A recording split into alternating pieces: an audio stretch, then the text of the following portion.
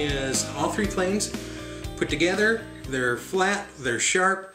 I believe I've got them adjusted just about right. In front of me here, I've got a piece of 4/4 black walnut that's been in my shop kicking around for a while. It's already pretty flat, pretty well milled, but I think it'll give us a good test of what we're looking at. It's got some alternating grain. It's got a little bit of a knot here in the center that's going to give us a little bit of interesting, or give it an interesting test against these planes and against especially the blades.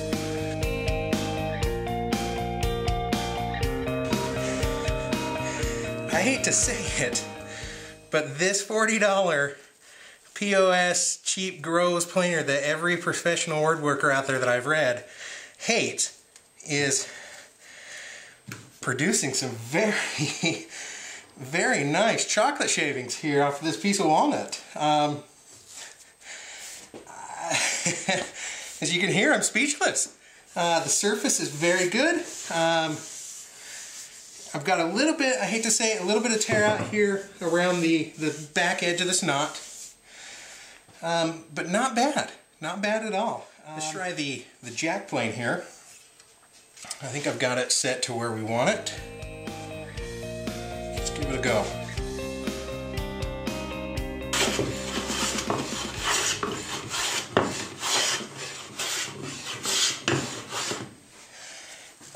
I'm pretty happy with that. Smoother test run and see what we come up with.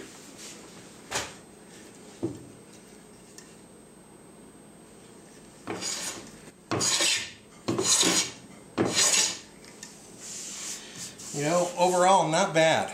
Not bad. Could probably get a little bit better shaving out of it if it had a thinner opening on the throat. But no, you know, overall not bad. I mean, for 15 bucks, I'm happy with that.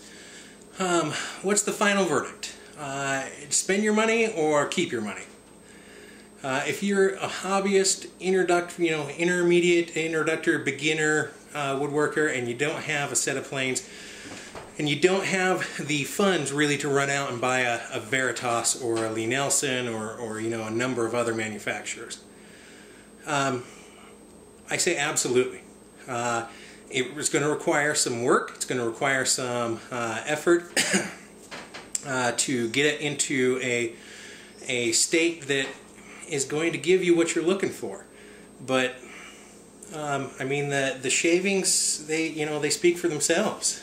Some of these are absolutely just amazing. I never expected anything like this from either of these planes.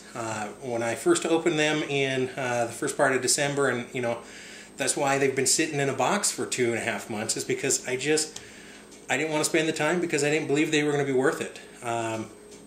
Absolutely, I think they're worth the pickup. I picked these up from Woodcraft in their clearance aisle. I know they had them on their website as well. I highly suggest you pick them up if you're looking for a beginner, good set of planes and aren't afraid of a little sweat equity. Like I mentioned early on in the episode, I am going to purchase new blades from Hawk and Chippers, just because the blades are definitely thicker. The number 7 absolutely performed much better than the other two, and I really attribute that to the thicker blade. This blade is about an 1/8 inch, maybe just a hair under. The other two are maybe 3/32 at best. They're just not enough material there that I believe that they would do the job for you. So observations, the number 4, like I mentioned earlier on, I really believed was going to be the dog of the group. The problems with the tote being out of square, on the, you know, just being poorly manufactured, I should say. The problem with the threaded rod being too long. The sole being, you know, not the best and not the easiest to flatten up. The cap was a little bit out of square. The frog and the blade clearly had been dropped, damaged, had to require a substantial amount of time on the grinding wheel. But overall, once I got past all of that, it's performed very well, and honestly, I'm very happy with this. I think a Hawk blade is absolutely going to make this experience even that much better. I mean, it's a lovely feel, but it's not. I still think I would scrape this by hand. If not, I hate to say it, move to sanding. I really like to get these to the point, if possible, to get it to where I could go straight from plane to finish. I'm not sure if that's going to be possible, but who knows, someday in the future it might be. The number 5, the jack plane, performed very well. It was kind of the middle of the road. It was not as bad out of the box as the number 4. Didn't have quite as many problems, but the sole on it was pretty bad too. It took a fair amount of time to bring it into a state that I believed was acceptable for me. And then the number 7, absolutely the best out of the 3. Absolutely think it's worth every penny, and highly recommend that you guys, if you need a joiner and aren't afraid to give it a little bit of work, because of just how it's performed, I'm very happy with it. I'm hoping that a Hawk blade will help alleviate some of the tear out that I've had over here before I flipped the piece. But overall, not bad. I mean, the piece is flat, it's smooth. If I had to go on to the rest of my production run, I would be very happy knowing that I've used that piece and can go on to the rest of my build. Speaking of total time, the video you've probably noticed, has spanned over 3 or 4 days. Don't read that into the time necessary to bring these into a working order. And the reason I say that is because they really didn't require a full 3 or 4 days.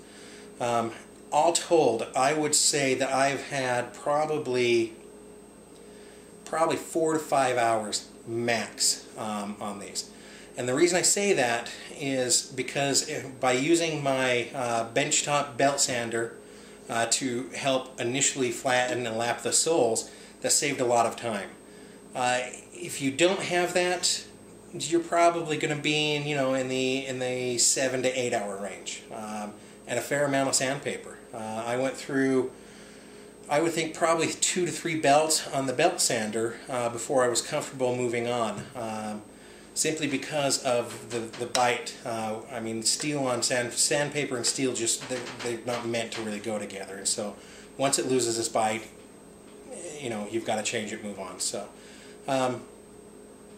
does that mean that the new purchaser needs to go to the extent that I went to? Absolutely not. I think, honestly, my issues were more aesthetic. I like my planes, the soles on my planes, to be, smooth and almost to a mere finish. Kind of like your table saw top.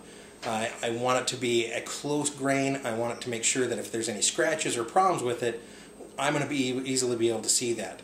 Whereas out of the factory, that would be a little bit tougher to do because of the milling marks that were in it. But does that mean that the new hobbyist, beginner, intermediate woodworker needs to go to that extent? Probably not. And honestly, I fit into those categories. I am by no means a professional. I consider myself still an amateur, even though I've been doing this for a number of years. There's just so much to learn and to grow and to do, and woodworking is all about a personal choice and a personal preference. How you like to process it, how you like to do things. So for me, a lot of that effort and a lot of that work and time spent was of my own doing and my own choice. So don't shy away from them just because it took me that long to put them together. I think if you were to go out, pick one up today, get it cleaned up, lap the sole, clean the blades up, maybe an hour or 2 at the most, and I think you're going to be very happy with your results. So with that, we're going to call an end to our first episode. Thank you for joining us.